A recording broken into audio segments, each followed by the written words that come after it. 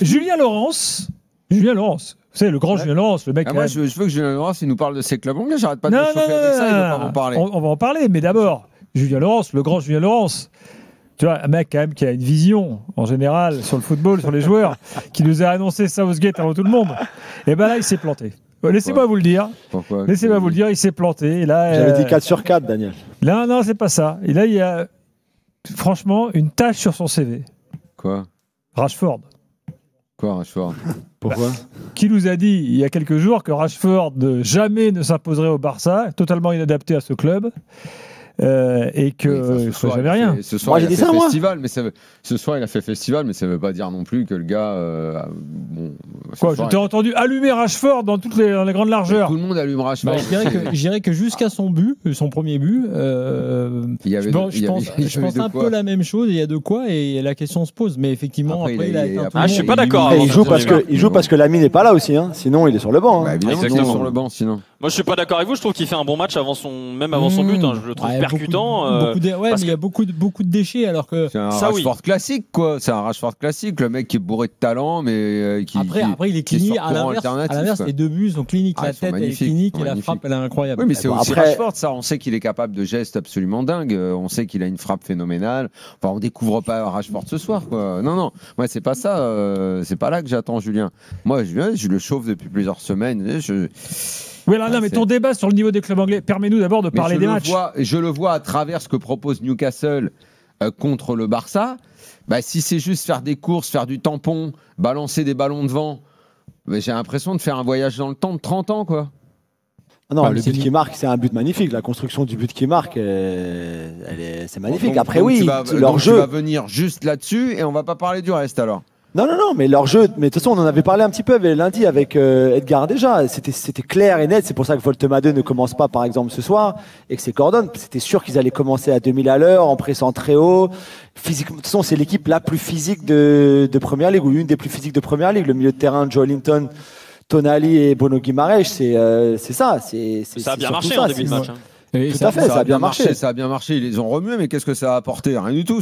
Mais tactiquement, il a la finition. Non mais moi je vous mets tous les deux d'accord. C'est-à-dire que non mais Newcastle effectivement en termes de jeu c'était pas sympa à regarder. En revanche, le ballon à Elanga sur le côté, tactiquement, c'est eux qui au final en rencontre se récupèrent la meilleure occasion de la première période et leur plan tactique. Évidemment, c'est comme ça toujours avec le Barça. Si tu marques pas, t'es mort à un moment donné contre le Barça, ce Barça-là qui est très bon d'ailleurs, qui est très fort, et sans Yamal qui est très fort, qui sera très très fort d'ailleurs. Mais Newcastle dans le plan de jeu de départ, bah oui, t'as raison, c'est pas génial à regarder, mais en revanche c'est efficace et c'était plutôt bien vu. Et Flo, sur la première période, on voit pas Pedri, on voit pas De Jong, donc tactiquement Newcastle a très bien préparé le match. Ils ont pas tenu sur les 90 minutes. Mais... c'est très probablement ce qu'il faut faire. Moi, je sais pas si ça s'appelle de la tactique, ça, je ne sais pas, ou si ça s'appelle de la bagarre. Ah non, pas que. Un peu des deux, pas que. Si t'as un milieu de terrain, Tonali, Guimaraes, c'est pas que de la bagarre. Principalement. Le bagarreur, c'est Joe Linton. Tonali et Guimaraes, tu les vois que pour la récup et l'autre pour tenter de faire une passe.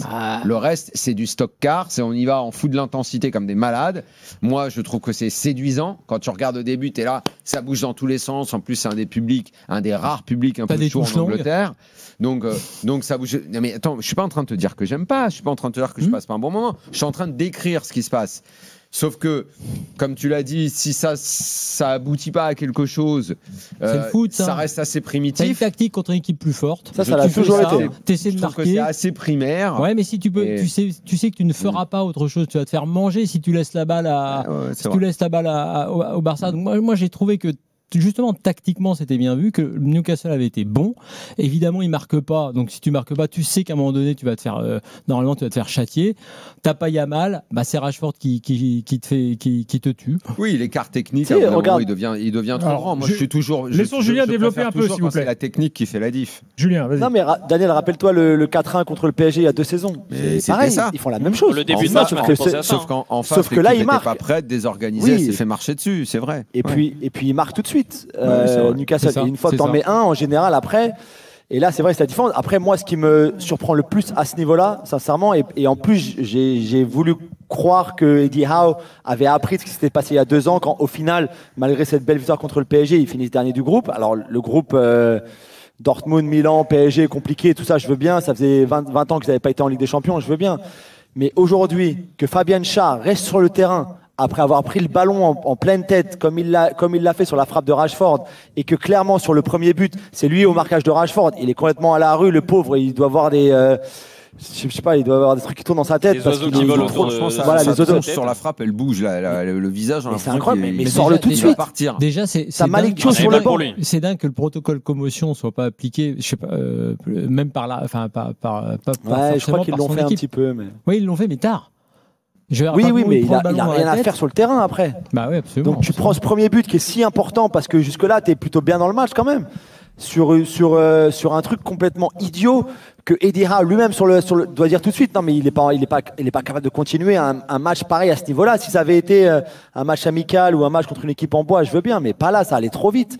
Et cette erreur-là, elle leur coûte très très cher ce soir. C'était Fabien Schär avant et c'était Fabien de Bonmarché après. Cher ou Char? Cher. Il y a un umlaut sur le. On dit cher. Ouais. Très bien. Bon, côté barcelonais, on dit quoi, Edgar? Moi, il y en a un qui continue à me donner satisfaction, c'est le gardien Johan Garcia. Alors, c'est pas le match où il a eu le plus de choses à faire, mais il fait quand même un très bel arrêt sur l'action de Newcastle. Alors, je sais plus qui était le joueur de Newcastle qui termine l'action, mais le ballon venu de la droite, exactement. Et après, Garcia qui met le pied, c'est un arrêt qu'il faut faire. Et c'est l'adaptation d'un joueur qui joue à l'Espagnol avant, c'est-à-dire dans une équipe où tu vas encaisser beaucoup d'occasions, à une équipe comme le Barça où tu t'encaisses un petit peu moins d'occasions parce que tu domines, même si c'est pas l'équipe la plus solide d'Europe, et qui pour l'instant réussit très très bien son adaptation. Donc il est vraiment en train de mettre tout le monde d'accord sur ce début de saison. Et puis sinon, moi, Rashford, je l'ai trouvé bon et je l'ai trouvé percutant. Alors c'est sûr, techniquement, ça fait bizarre quand tu passes de Lamine Yamal à Marcus Rashford. C'est sûr qu'il perd plus de ballons, il y a plus de déchets, mais je l'ai trouvé vraiment percutant. Et surtout, j'ai trouvé que sur les premiers matchs de la saison, on sentait qu'il n'avait pas encore complètement compris la philosophie de jeu, qu'il n'était pas vraiment dans le même tempo que les autres joueurs. Je l'ai beaucoup moins ressenti ce soir, même quand l'équipe était en difficulté en première période. Donc je pense que c'est une satisfaction et qui va, s'il joue à ce niveau-là, pouvoir apporter. Et voilà. Et sur le premier but aussi, il faut quand même ne pas oublier que ça vient d'un centre de Koundé. Et pied gauche. Pied gauche. Koundé, vous imaginez ça il y a 3-4 ans?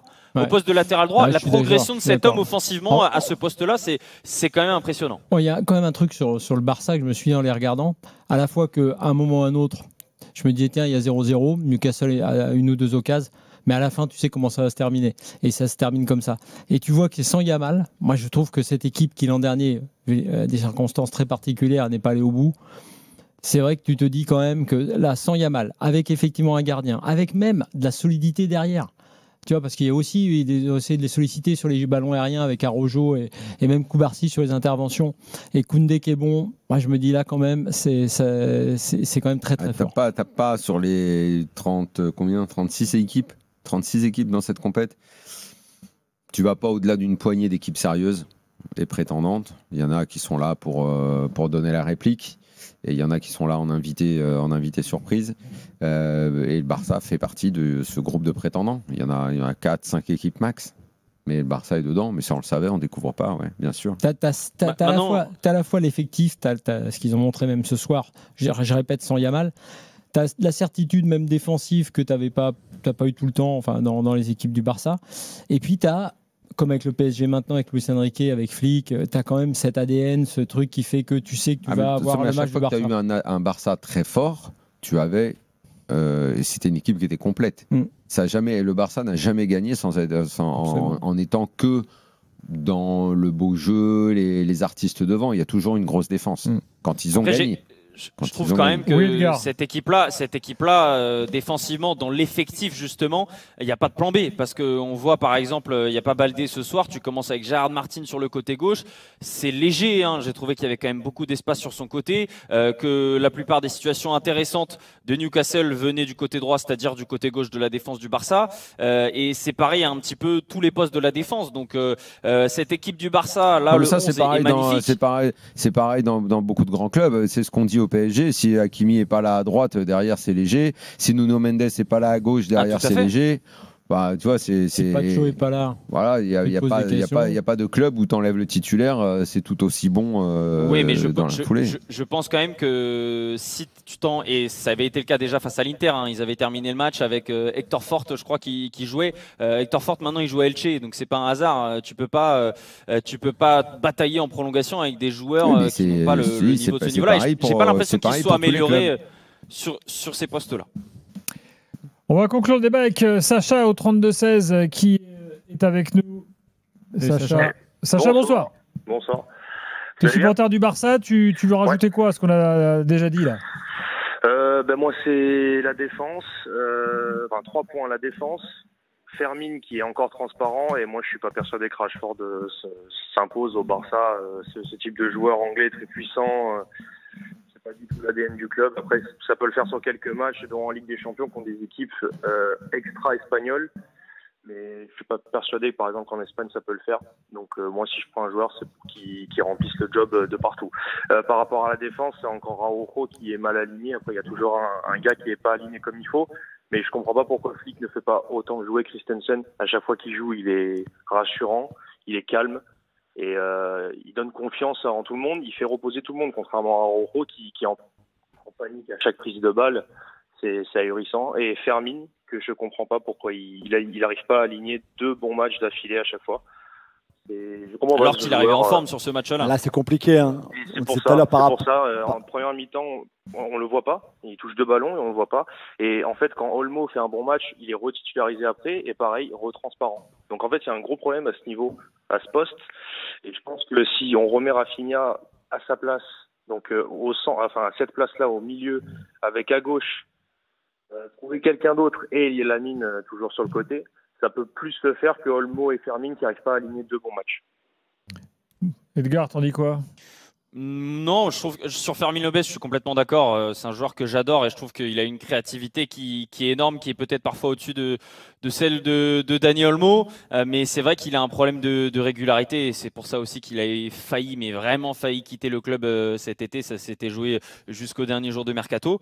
Sur Dani Olmo, moi je crois beaucoup en ce joueur-là parce que l'année dernière, il avait quand même des circonstances atténuantes avec cette incertitude qui a plané quasiment jusqu'au bout de la saison sur est-ce qu'il allait pouvoir jouer la semaine d'après. Donc je trouve que la saison qu'il fait la saison dernière, la régularité qu'il avait quand il jouait, avec tout ça à gérer mentalement, c'était quand même très très fort. Et Rafinha, moi je l'enlèverai pas de son côté gauche, même s'il est très bon aussi plutôt dans l'axe. Je pense qu'on peut permuter, que le Barça peut trouver des solutions. Dani Olmo, je pense à l'avantage sur Fermin Lopez parce qu'il est plus régulier effectivement. Mais Fermin Lopez, si j'étais supporter du Barça, j'aurais une grosse frustration quand même parce que c'est le type de gars que tu as envie de voir réussir, que tu vois réussir de temps en temps, tu te dis mais c'est pas possible, il est exceptionnel, il va être titulaire et après il te sort des matchs un peu fantomatiques. Donc est-ce que c'est pas un joueur finalement qui est très bon comme qui est très bon contre Valence dimanche dernier, mais qui est pas très bon dans les gros matchs contre des gros adversaires? C'est pas ça. Il est très fort, mais à un moment il y a des limites aussi. Je pense qu'il est capable de passer ce cap. On l'avait vu par exemple sur le dernier Classico la saison dernière. Il avait bien un but magnifique qui avait été refusé finalement, mais il est capable de faire des bonnes entrées, de faire des bons matchs face à des bons clubs. Mais c'est un problème de régularité. Alors est-ce qu'il a un blocage mental et qu'effectivement il est meilleur quand il joue au stade Johan Cruyff qui fait 6000 places face à Valence et que son équipe gagne 6-0? C'est sûr que c'est plus facile que quand tu joues à Newcastle. Mais en attendant, Dani Olmo, il n'y a pas ce problème-là. Donc à la place de Hansi Flick, tu vas choisir Dani Olmo sur les gros matchs et comme tu dis Julien, si tu joues tous les 3 matchs, il y en a un qui va être titulaire une fois et l'autre qui va être titulaire l'autre et tu vas mettre Fermin Lopez sur le petit match et c'est logique, il va falloir qu'il prouve. C'est pratique, tu as Fermin Lopez pour la Liga et tu as Dani Olmo pour la Ligue des Champions. C'est pas si mal. Merci Edgar.